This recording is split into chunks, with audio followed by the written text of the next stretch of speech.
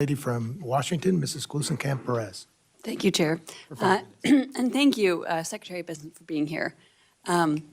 So I ran an auto repair shop before coming here, and I know that people who are turning wrenches, who are filing an earned income tax credit or tax return, they're about 4 times more likely to be audited. And I'm wondering if you could talk to me about what the plan is for ensuring that regardless of what income strata you're in, your probability of being audited is equitable. Congresswoman, I think that was one of the problems with increasing the enforcement. There was nothing to say that there would have been more enforcement at any distributional level. So that what you were saying is that those receiving the earned income tax credit are more likely to be audited. That would have just meant more auditing. There was also a proposal to track small payments, $600 on Venmo and things like that, which has been pushed back also. But what is the forward program to ensure that there is an equitable? I mean, I have some quarrels with what you said, but what is the plan, the implementation plan to ensure moving forward we are getting towards a more equitable enforcement rate? Look, we are reviewing the processes for who is audited at the IRS. There's been a great deal of politicization of that. So we are trying to stop that. And we are also going to look at the distribution of who is audited and why they are audited. Look forward to hearing more about how that is being implemented and how we can help you with that. So I think you and I agree that the current trading system has failed working people who are turning wrenches, driving trucks, changing diapers. Could you expand on how the proposed tariffs would ensure that there is upward pressure on wages? Well, I think that there are many parts to that, but the key to upward pressure on wages is more job opportunities. And what we have seen since what the so-called China shock after China entered the WTO was a large decrease in manufacturing jobs. And studies have shown that workers in manufacturing jobs have more potential for large-scale wage increases than service workers do. So moving more workers from service work to manufacturing should do that. And the administration is also trying to bring down the costs for working families. I agree, right? If you are trying to earn a living as a barber, you have to move to a city to earn a high wage.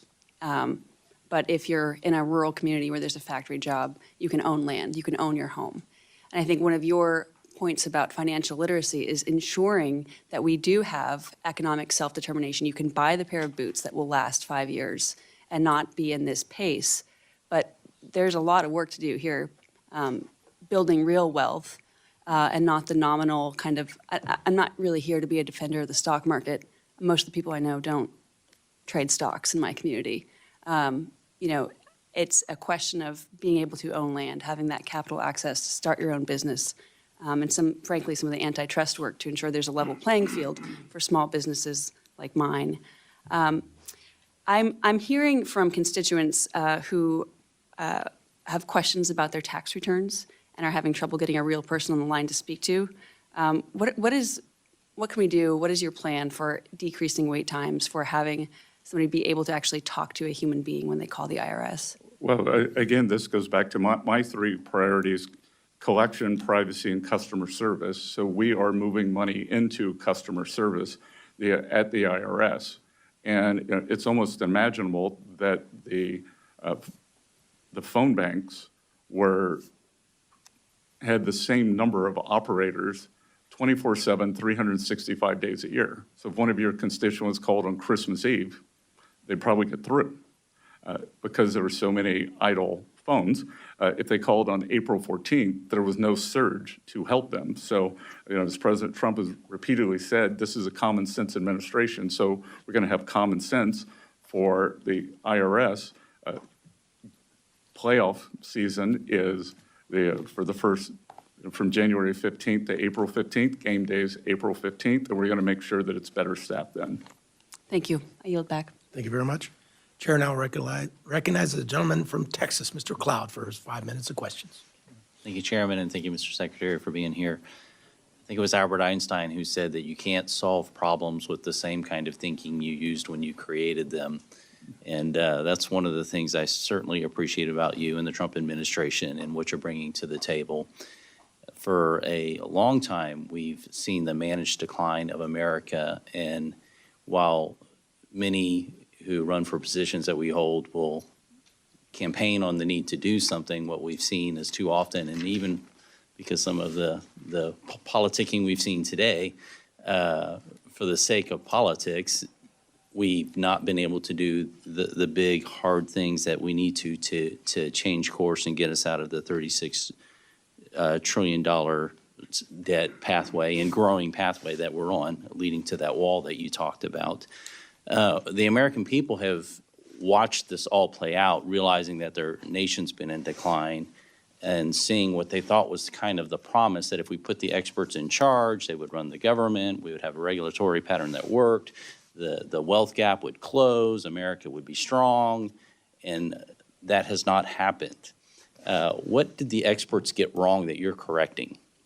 Well, sir, under President Trump's first administration, the wealth gap did close.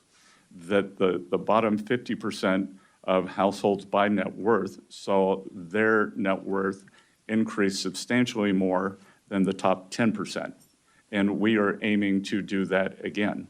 That under President Trump's first term, hourly workers' wage gains were higher than supervisory workers. And look, what people got wrong was the shock. And there was this terrible policy of, it was essentially compensate the losers. And I do not think that the American workers are losers. They were simply cast aside as the necessary collateral damage in this unfettered free trade. And the free trade is not always fair trade, and we can see that from the large surpluses that these countries are accumulating on the other side. So we are aiming for fair trade to bring back high-paying precision manufacturing jobs to the U.S., and we are doing that. We're using tariffs, but we were also using the substantial deregulation, energy dominance, so we want to continue to make the U.S. an even more attractive location for manufacturing. It's interesting you talk about manufacturing. I think it was in 2008, the intelligence community put out a report. I talk about it a lot because they said the greatest transition of wealth, power, and influence is happening right now. And this was some years ago. They said we expect it to continue, and it was going from the Western countries to the Eastern countries. And they said it was happening because we were sending manufacturing overseas and we were sending oil and gas revenues overseas. And yet they said it was like an unsolvable solution, yet we have the Trump administration who's coming in and solving what seems to be not an easy solution, but a very clear solution in bringing manufacturing back and bringing oil and gas back. And appreciate it. I wanted to ask you, because there was a comment about the bond markets, and certainly that's really is a concern. We need to make sure that they stay strong and that the dollar stays strong. Are the bond markets more affected by the tariffs and the concern we see in them now? Are they more affected by the tariffs or out of control debt and the fact that Congress can't seem to get our fiscal house in order? Well, you know, I will tell you that the large stock of government debt is why I'm sitting here now, as opposed to back in the private sector. I became so alarmed by what was going on under the previous administration, this deficit that we had, highest ever, that when we weren't at war or weren't in a recession, and it's unsustainable. And I thought it was deeply cynical. And if we'd done it, if we'd continued it, then we would have gone into a malaise where we couldn't grow ourselves out. We would have probably been forced into looking more like a European-style economy, very high government spending, lack of innovation, and lack of mobility. And that would matter for us here at home, but certainly even for the world, because we've kind of been the innovation engine of the world. Yes, sir. But what we've created in the U.S. is this barbell economy, and the Trump administration is attempting to remedy that. On one side, we have financial services and the tech sector, which are forward-looking and the envy of the world. On the other side, we are a natural resources economy led by energy, which the previous administration, they stopped permitting for LNG facilities. But the arc in between is what we are missing, are these manufacturing jobs, and that's what we are trying to bring back. Thank you, Mr. Secretary. Thank you. The chair now recognizes